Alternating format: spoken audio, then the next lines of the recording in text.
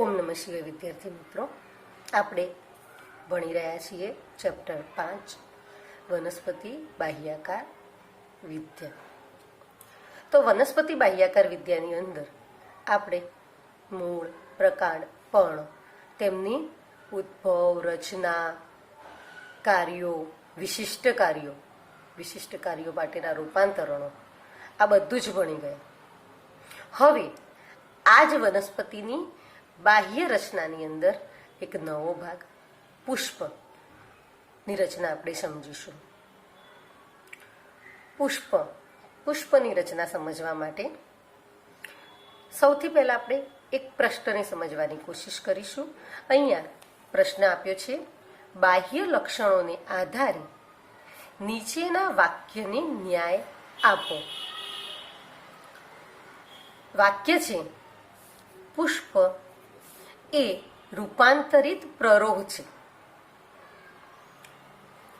ફરીથી, પુષ્પ એ રૂપાંતરિત પ્રરોહ છે. આ વાક્યને આપણે બાહ્ય રચનાને આધારે એટલે કે બાહ્યાકાર લક્ષણોને આધારે ન્યાય આપવાનો છે. તો આ વાક્ય સમજવા માટે વિગતવાર જોઈએ કે પુષ્પ એ રૂપાંતરિત પ્રરોહ છે. પ્રરોહ એટલે શું? આપણે જાણીએ છીએ કે વનસ્પતિના હવાઈ ભાગને આપણે પ્રરોહ કહીએ છીએ. હવાઈ ભાગ પર પર્ણો ઉદ્ભવે, પુષ્પો ઉદ્ભવે, ગાંઠો, આંતરગાંઠો, કક્ષકલિકા, ઉપપર્ણો, આ બધું જ ક્યાં આવેલું હોય છે? પ્રરોહ તંત્ર પર. તો પુષ્પ એ રૂપાંતરિત પ્રરોહ છે. પ્રરોહ તંત્રનો એક રૂપાંતરિત થયેલો ભાગ છે. કેવી રીતે? તો તેમાં પ્રરોહનો અગ્રીય વર્ધનશીલ પ્રદેશ એ પુષ્પીય વર્ધનશીલ ભાગમાં પરિણમે છે. આકૃતિમાં સમજાવ્યું કે આ શું છે? પ્રરોહતંત્ર. પ્રરોહતંત્રની આગળ શું આવ્યું હોય? અગ્રકલિકા. આપણે આગળ સમજાવ્યું હતું મેં, યાદ છે વિદ્યાર્થી મિત્રો? પ્રરોહતંત્રની રચના, પ્રરોહની રચના, પ્રકાંડની રચના કે પ્રકાંડની આગળનો ભાગ છે, આને શું કહીશું આપણે? અગ્રકલિકા. બરાબર. તો અગ્રકલિકા એને શું કહીએ? અગ્રીય વર્ધનશીલ પ્રદેશ.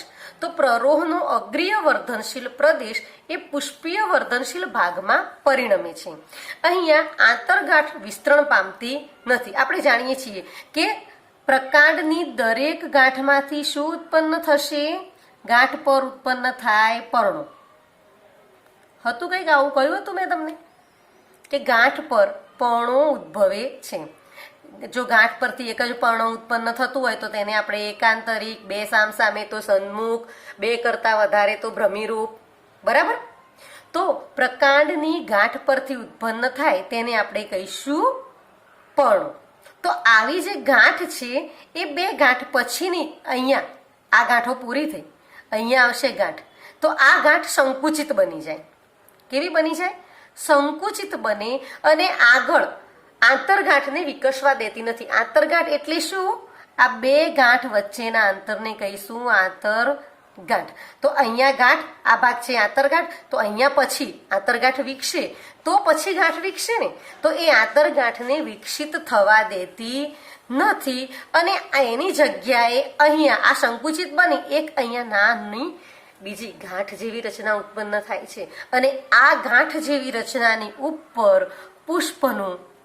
પુષ્પીય ભાગો નિર્માણ પામે છે. પુષ્પીય ભાગોમાં સૌથી પહેલા આવશે પુષ્પદંડ, પછી આવશે પુષ્પાસન, પછી વજ્રચક્ર અને પછી આવશે દલચક્ર. દલચક્રની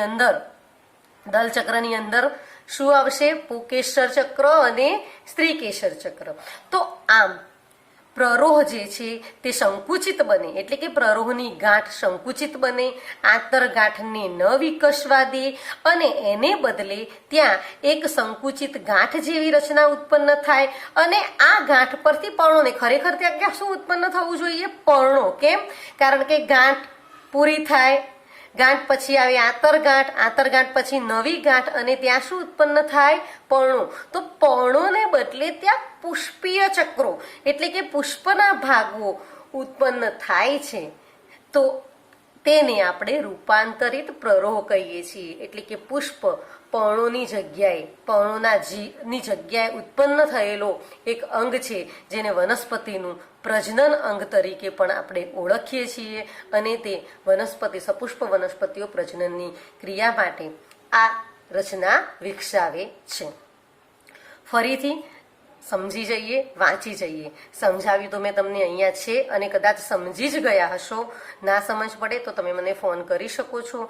ફરીથી પુષ્પ એ રૂપાંતરિત પ્રરોહ છે. તેમાં પુષ્પીય વર્ધનશીલ ભાગમાં પુષ્પીય વર્ધનશીલ એટલે કે અગ્રીય વર્ધનશીલ જે ભાગ છે તે પુષ્પીય વર્ધનશીલ ભાગમાં પરિણમે એટલે કે પુષ્પમાં પરિણમે છે. કેવી રીતે? તો ગાંઠ જે પ્રદેશ આવે, આ એક ગાંઠ, બીજી ગાંઠ, ત્રીજી ગાંઠ, અહીંયા પણ ગાંઠ આવે, ગાંઠ પછી આવે આંતરગાંઠ, આ છે આંતરગાંઠ, આંતરગાંઠ, આંતરગાંઠ, ગાંઠ આંતરગાંઠ, ગાંઠ આંતરગાંઠ, ગાંઠ આંતરગાંઠ. તો પછી ગાંઠ પછી આવી જોઈએ આંતરગાંઠ, પણ એની જગ્યાએ ગાંઠ સંકુચિત બને અને એક નાની ગાંઠ ઉત્પન્ન કરે અને આ ગાંઠમાંથી પર્ણોની જગ્યાએ પુષ્પીય ભાગોનું નિર્માણ થાય છે. માટે આપણે પુષ્પ એ રૂપાંતરિત પ્રરોહ છે તેવી રીતે ઓળખીએ છીએ. હવે દરેક પુષ્પ એટલે કે દરેક અગ્રકલિકા પર આ રીતે પુષ્પ ઉત્પન્ન થતું નથી. આવું કેટલીક વનસ્પતિઓમાં થાય છે. વનસ્પતિની બધી જ જાતિઓ વિશિષ્ટ લક્ષણો એટલે કે કંઈક ના કંઈક અલગતા દર્શાવે છે. આપણે જાણીએ છીએ કે નિમ્ન કક્ષાની વનસ્પતિઓ જેને આપણે લીલ કહીએ છીએ તેઓ પર્ણો, મૂળ, પ્રકાંડ કંઈ જ નથી ધરાવતી. જેમ જેમ પછી દ્વિઅંગી આવી, ત્રિઅંગી આવી, અનાવૃત બીજધારી આવી અને પછી આવૃત બીજધારી સપુષ્પ વનસ્પતિઓનું આપણે જોયું. તો આ આવૃત બીજધારી અને સપુષ્પ વનસ્પતિઓ જે છે તે પણ તેમનો વિકાસ અહીં ના અટકાવતા એટલે કે પુષ્પની રચના જે આ રીતે પુષ્પ ઉત્પન્ન થયું છે તે અહીં ના અટકાવતા વિકસિત રીતે કંઈક અલગ રીતે પણ પુષ્પોના નિર્માણ કરે છે. તો એ સમજવા માટે હવે પછીનો પ્રશ્ન સમજીએ.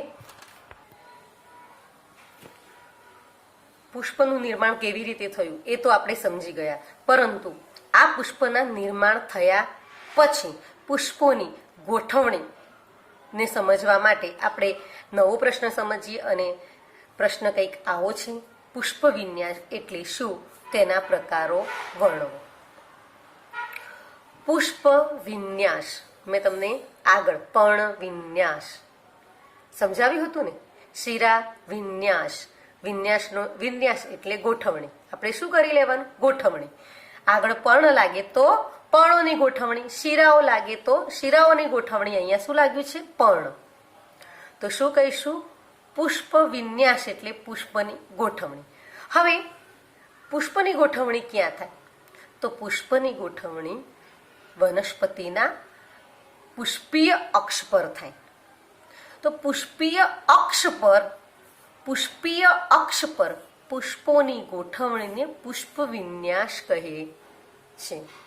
હવે અહીંયા એક વાક્ય હું વધારાનું તમને કહી દઉં કે પુષ્પીય અક્ષ કેમ કહીએ છીએ? તો વનસ્પતિની બધી જ શાખાઓ પુષ્પ ઉત્પન્ન નથી કરતી. પુખ્ત શાખાઓ પુષ્પ ઉત્પન્ન કરે છે. વનસ્પતિ પોતાના જીવનકાળ દરમિયાન પુખ્તતામાં પરિણમે ત્યારે જ તેમાં પુષ્પોનું નિર્માણ થાય છે. અને પુખ્તતામાં પરિણમે એ પહેલાના સમયને આપણે જુવેનાઇલ તબક્કા તરીકે ઓળખીએ છીએ. અને જ્યારે તે પુખ્ત બને ત્યારે તેમાં પુષ્પનું નિર્માણ થાય. તો વનસ્પતિની જે શાખાઓ પુખ્ત હશે એ જ શાખાઓ ઉપર પુષ્પનું નિર્માણ થશે. અને આવા અક્ષ પર પુષ્પોની ગોઠવણીને આપણે પુષ્પ વિન્યાસ અક્ષ તરીકે ઓળખીએ છીએ.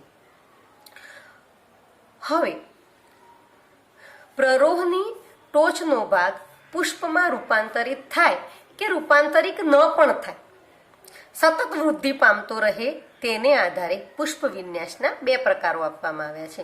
તો પુષ્પ વિન્યાસના મુખ્ય 2 પ્રકાર, એક અપરિમિત પુષ્પ વિન્યાસ, બીજો છે પરિમિત પુષ્પ વિન્યાસ. આપણે તેના નામ પરથી જ તેને સમજીશું. તો પ્રરોહની ટોચનો ભાગ આગળ મેં સમજાવ્યું તમને. પ્રરોહની ટોચનો ભાગ જેની ઉપર પુષ્પ નિર્માણ થયું હતું. તો પુષ્પનું નિર્માણ થાય, કેટલાકમાં પુષ્પનું નિર્માણ ના થાય અને તે સતત આગળ વધતું રહે. તો તેને આધારે પુષ્પ વિન્યાસના 2 પ્રકાર આપવામાં આવ્યા છે. પહેલો છે અપરિમિત પુષ્પ વિન્યાસ. અપરિમિત પુષ્પ વિન્યાસની વાત કરીએ આપણે. તો અપરિમિત પુષ્પ વિન્યાસમાં મુખ્ય અક્ષ સતત વિકાસ પામી અનુક્રમિત શબ્દો ભારેખમ છે પણ યાદ રાખવાના છે. મુખ્ય અક્ષ સતત વિકાસ પામી અનુક્રમિત અગ્રાભિવર્ધી ક્રમમાં પાર્શ્વીય રીતે પુષ્પો ઉદ્ભવે છે. હવે શબ્દો સમજાવો. અનુક્રમિત એટલે ક્રમશર, અગ્રાભિવર્ધી એટલે આગળની બાજુ, પાર્શ્વીય એટલે પાછળ પુષ્પો ઉદ્ભવે તેને આપણે અપરિમિત પ્રકારનો પુષ્પ વિન્યાસ કહીશું. આ પુષ્પ વિન્યાસ માટે એક વાક્ય યાદ રાખવાનું કે અગ્રકલિકા ક્યારેય પુષ્પમાં પરિણમતી નથી. તમારી બુકમાં આ વાક્ય લખ્યું છે કે નહીં મને નથી ખબર, પણ તમે યાદ રાખજો કે અગ્રકલિકા ક્યારેય પુષ્પમાં પરિણમતી નથી. શેમાં? તો અપરિમિત પ્રકારના પુષ્પ વિન્યાસની અંદર. અપરિમિત પ્રકારનો પુષ્પ વિન્યાસ અગ્રકલિકા ક્યારેય પુષ્પમાં પરિણમતી નથી. હવે સમજાવું કે અપરિમિત પુષ્પ વિન્યાસ એટલે કેવો. તો અપરિમિત આ શું છે? પ્રરોહ તંત્ર. કયો? અહીંયા ચલો આપણે સમજીએ કે આ છે ગાંઠ પ્રદેશ, એ જે સંકુચિત થયો અને આગળ જે અગ્રકલિકા હતી એ સતત આગળ વધતી ગઈ. જ્યારે અગ્રકલિકા આપણે આમ જ સમજીએ કે અગ્રકલિકા છે, અગ્રકલિકા આગળ વધી એટલે અહીંયા એક પુષ્પ ઉત્પન્ન થયું, અહીંયા બીજું પુષ્પ ઉત્પન્ન થયું, અહીંયા ત્રીજું, અહીંયા ચોથું, વળી અગ્રકલિકા આગળ ગઈ, અહીંયા પાંચમું, અહીંયા છઠ્ઠું. આમ પુષ્પો પાછળ ઉત્પન્ન થતા જશે અને અગ્રકલિકા આગળ વધતી જશે. એટલે અહીંયા કેવું થશે કે સૌથી પ્રથમ સૌથી નીચેનું પુષ્પ છે પ્રથમ, એ પ્રથમ વિકસિત થશે અને સૌથી ઉપરનું પુષ્પ કલિકા જેવું દેખાશે. એટલે કે કલિકા અવસ્થામાં હશે. જેમ જેમ નીચેથી ઉપર તરફ જઈશું તેમ તેમ પુષ્પો અવિકસિત જોવા મળશે અને ઉપરથી નીચે તરફ આવશું તેમ પુષ્પો વિકસિત જોવા મળશે. તો આવા પ્રકારના પુષ્પ વિન્યાસને આપણે અપરિમિત પુષ્પ વિન્યાસ કહીએ છીએ. હવે યાદ કરો, અપરિમિત એટલે કેમ? અપરિમિત એટલે તેની સીમા નથી. પરિમિતનો મતલબ થશે સીમા. અપરિમિત એટલે સીમા નથી. આ અગ્રકલિકા આગળ વધતી જ રહે અને પાછળ પુષ્પો ઉત્પન્ન થતા જ રહે છે, માટે તેને આપણે અપરિમિત પુષ્પ વિન્યાસ કહીએ છીએ. ફરીથી, મુખ્ય અક્ષ સતત વિકાસ પામી, મુખ્ય અક્ષ આગળ વધતો જ જાય. આ મેં અહીંયા તમને દર્શાવ્યું કે આગળ વધતો જ જાય અને પાર્શ્વીય રીતે પાછળ પુષ્પો ઉત્પન્ન થતા રહે. એટલે આ ક્યારેય પુષ્પમાં પરિણમતો નથી. અગ્રકલિકા જે છે તે ક્યારેય પુષ્પમાં પરિણમતી નથી, માટે તેને અપરિમિત, પાછળ નવા પુષ્પો સતત ઉત્પન્ન થતા જાય, જેની કોઈ સીમા નથી, માટે તેને અપરિમિત પુષ્પ વિન્યાસ કહીએ છીએ. અને આવું ગલતોરો, રાઈ જેવી વનસ્પતિની અંદર જોવા મળે છે. હવે વાત કરીએ પરિમિત પ્રકારના પુષ્પ વિન્યાસ. તો પરિમિત તેના નામ પરથી સમજો. પરિમિત એટલે સીમિત થઈ જવું. સીમિત થઈ જવું. અહીંયા મુખ્ય અક્ષ પુષ્પમાં પરિણમે છે અને તેને કારણે તેની વૃદ્ધિ મર્યાદિત થાય. મેં આગળ તમને આકૃતિ દોરી છે, આપણે જે પ્રરોહનું રૂપાંતર છે પુષ્પએ દર્શાવ્યું ત્યારે, કે અહીંયા પુષ્પ ઉત્પન્ન થઈ ગયું તો આ અગ્રકલિકા આગળ વધતી અટકી ગઈ, માટે તેને કહીશું પરિમિત. આવું એક પુષ્પ ઉત્પન્ન થાય, ઘણી વનસ્પતિઓ એવી છે કે એક જ પુષ્પ ઉત્પન્ન થાય તો તેને એકાકી પરિમિત પુષ્પ વિન્યાસ કહીએ. પરંતુ ઘણી બધી વનસ્પતિઓ એવી છે કે આ પુષ્પમાં પરિણમે એ પહેલા અહીંયા નવી બે શાખાઓ ઉત્પન્ન કરી. મેં અહીંયા બતાવ્યું છે કે આ પુષ્પમાં પરિણમી એ પહેલા એક આ અને એક આ બે શાખા ઉત્પન્ન કરી. ફરીથી અહીંયા પુષ્પનું નિર્માણ થાય એ પહેલા અહીંયા બે શાખાઓ ઉત્પન્ન થશે અને પછી અહીંયા પુષ્પનું નિર્માણ થશે અને આ બંને શાખાઓ ઉપર બીજા પુષ્પો ઉત્પન્ન થશે. આ બંને પુષ્પો પાછા પુષ્પમાં પરિણમે એ પહેલા અહીંયા નવી બે શાખાઓ ઉત્પન્ન કરે, પછી આ પુષ્પમાં પરિણમે. અહીંયા પણ સેમ પ્રોસેસ. એમ આગળ દરેકે દરેક શાખાઓ જે છે પુષ્પમાં પરિણમે એ પહેલા નવી શાખાઓ ઉત્પન્ન કરે. તો આને દ્વિશાખી પરિમિત પુષ્પ વિન્યાસ કહીએ. તેના અલગ અલગ પ્રકારો છે, પણ એ પ્રકારોની ચર્ચા આપણે પછી કરીશું. પરિમિતનો મતલબ સમજો. પરિમિત એટલે અગ્રકલિકાનું પુષ્પમાં પરિણમવું. મુખ્ય અક્ષ પુષ્પમાં પરિણમે, તેની વૃદ્ધિ મર્યાદિત થઈ જાય, માટે તેવા પ્રકારના પુષ્પ વિન્યાસને આપણે પરિમિત પુષ્પ વિન્યાસ કહીએ છીએ. અને અહીંયા પુષ્પો તલાભિસારી ક્રમમાં ઉદ્ભવે છે. તલાભિસારી એટલે કે આ પુષ્પ પહેલા ઉત્પન્ન થયું અને પુષ્પમાં પરિણામે અહીંયા શાખા ઉત્પન્ન થઈ હતી. શાખા પર પછીથી પુષ્પ, એટલે આ પુષ્પ પહેલા વિકસિત થશે. એટલે કે નીચેના તલ પ્રદેશના પુષ્પો કેવા હશે? અવિકસિત. જ્યારે ઉપરના પુષ્પો પહેલા પુખ્ત બનશે. આપણે અપરિમિતમાં શું સમજ્યા? નીચેના અગ્રાભિવર્ધી ક્રમ. અગ્રાભિવર્ધી એટલે આગળના પુષ્પો કેવા હતા? અવિકસિત. પાછળના પુષ્પો વિકસિત. અહીંયા તલાભિસારી એટલે કે તલ પ્રદેશના જે પુષ્પો છે તે અવિકસિત, જ્યારે ઉપરના જે પુષ્પો છે તે વિકસિત. તો વિદ્યાર્થી મિત્રો, આપણા અભ્યાસક્રમની અંદર અપરિમિત અને પરિમિત વિશે માત્ર આટલી જ માહિતી છે.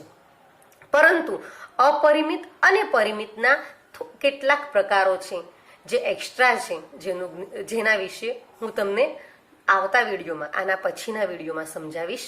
એ એક્સ્ટ્રા છે, સમજવા માટે છે, પરંતુ સમજવું જરૂરી છે. તો એ આના પછીના વિડીયોમાં હું તમને સમજાવી દઈશ. અહીં સુધીનું યાદ રાખજો. આજે 2 પ્રશ્નો ભણ્યા. પુષ્પ એ રૂપાંતરિક પ્રરોહ છે, અને બીજું પુષ્પ વિન્યાસના પ્રકારો, પુષ્પ વિન્યાસની વ્યાખ્યા. પુષ્પ વિન્યાસના પ્રકારો આવડ્યા. હવે આ પુષ્પ વિન્યાસના પ્રકારો ને બીજા પેટા વિભાગમાં વિભાજિત કરેલા છે, જેના વિશે કદાચ તમારી ચોપડીમાં નથી, પરંતુ તેના વિશેની માહિતી હું તમને આગળના વિડીયોમાં આપીશ. ઓમ નમઃ શિવાય.